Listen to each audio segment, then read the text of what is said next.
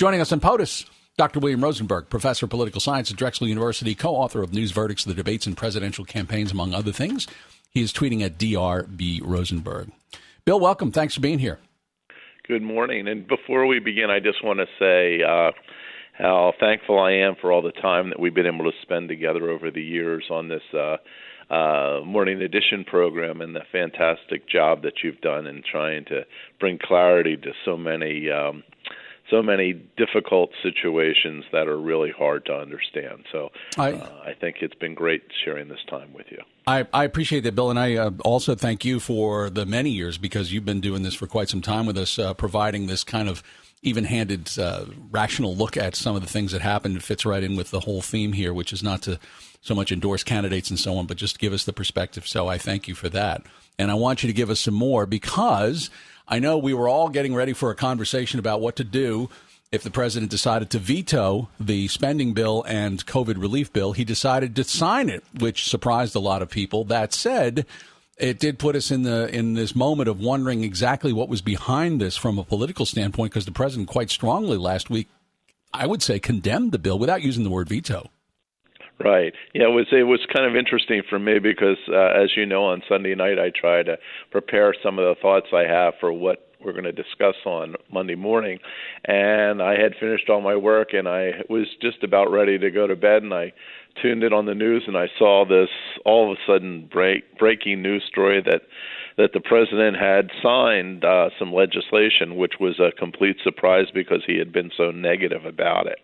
And I think what we're really looking at is a situation that's not a new one for President Trump. In some ways, some people might call President Trump the president of chaos, in the sense that he works towards getting some type of agreement at the last moment, blows it up, and then tries to rearrange the chess pieces to get a new deal that he views as more positive. And I think that's really one of the big stories about what happened over the last couple of days, particularly with the COVID bill, where all of a sudden he was going to push for a $2,000 check to individuals rather than $600, when in effect his own Treasury Secretary, acting on his behalf, negotiated that over a long, drawn-out battle. So I think we have to recognize how politics plays in the Trump era. It was interesting also that President Trump, when he agreed to sign the legislation after a lot of pressure, I believe, from people, particularly on the right, he said that he had redlined a lot of material, and he wanted Congress to go back and amend some of this material so that it would be more in line with his thinking.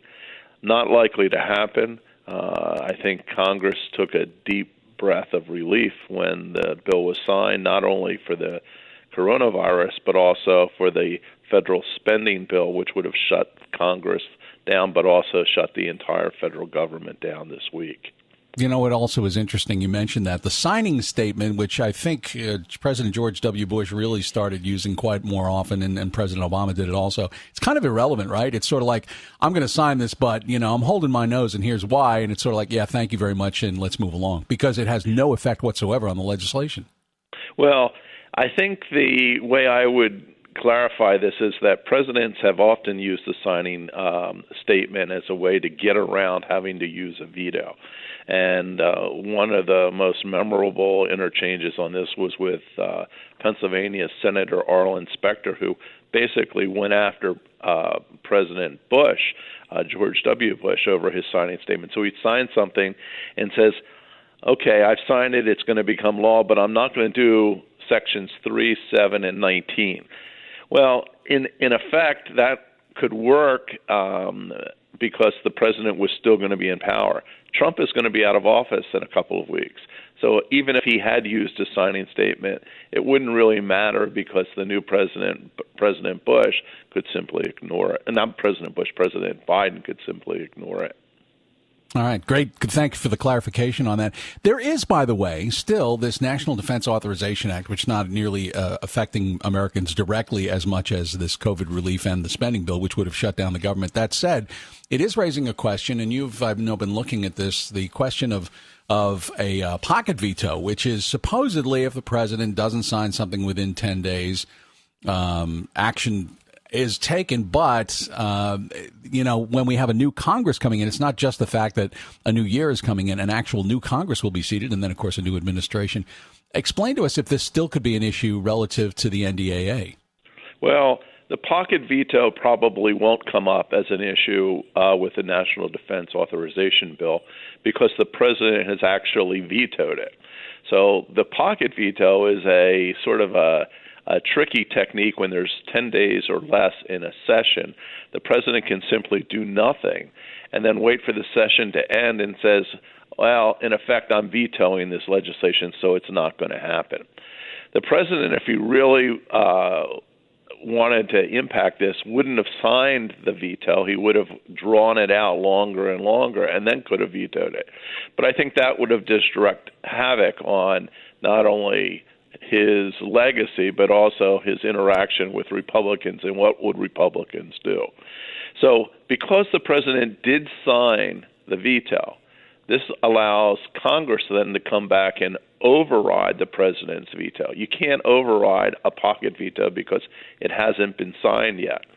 So what ends up happening is today and tomorrow or later this week for the Senate, they're going to probably override the president's veto because they have what's called a veto-proof majority. They have almost 80% or so of the Congress behind them. So the president will lose that veto, but he's making a statement that he's opposed to it. And I think one of the issues that really transcends a lot of this is, I think, the part about the military bases being named after Confederate generals. And I think that's kind of a tip of the hat to some of his base to keep them sort of wanting for more. All right, so we don't have to worry about that, assuming that the House and the Senate go ahead and veto those. And clearly, we are waiting for January the 6th. This is another question about whether or not the House or Senate might go through the process of entertaining objections to the Electoral College vote. This, too, seems in some ways a sort of an exercise in futility in the sense that, yeah, there could be a force of a delay like debate and so on, but I'm not sure that this would actually wind up changing the results, would it? Exactly. That what happens is that you have two Congress people from Alabama that are at the cornerstone of this. One is Representative Mo Brooks, who is going to raise objections, and he said he's going to do that in the House. Other House members may join him as well. But it will go nowhere unless one senator agrees to sign on. And the senator that appears to sign on is going to be Tommy Tuberville, a former football coach who seems to not be very knowledgeable about the American constitutional system, about checks and balances and so forth, who says, I'm going to back this challenge to the slate of delegates from a number of different states. And it would throw Congress into a session where they would have to independently go to the House and the Senate and debate whether or not they were going to accept those slates. A lot of this comes down ultimately to Donald Trump's grievance about having mail-in ballots being sent to all voters. He considered that inappropriate, and that's basically what his major challenge is. In the end, Senator McConnell and the Republicans don't really want to have this happen because it's going to put them in an awkward position of appearing to deny voters their rights. So there's going to be quite a bit of pressure on Tommy Tuberville to not join the House in calling for this. But even if he does, it's not going to change the outcome. It's just going to put Republican House and Senate members in an awkward position that they don't really have to want to defend, particularly as we're approaching these Georgia special elections for Senate, where the balance of power of government is really at stake. Yeah, Republicans are saying, Coach, take one for the team. Come on, let's go. Right. Well, the problem is for him, he's getting quite a bit of attention, and he is a major supporter of Trump. So it's going to be an awkward situation for him to walk back, but he's probably going to get a lot of pressure from the leadership in the Senate. Dr. William Rosenberg. Bill, as always, again, thank you very much for being here. Okay, well, again, I wish you all the best, and I hope our paths cross someday soon. Take care. Me too. Happy New Year. Yeah. That is, again, Dr. William Rosenberg, professor of political science at Drexel University, longtime contributor to this program. Thoughts on what is ahead for Congress and the president? He is tweeting at DRB Rosenberg.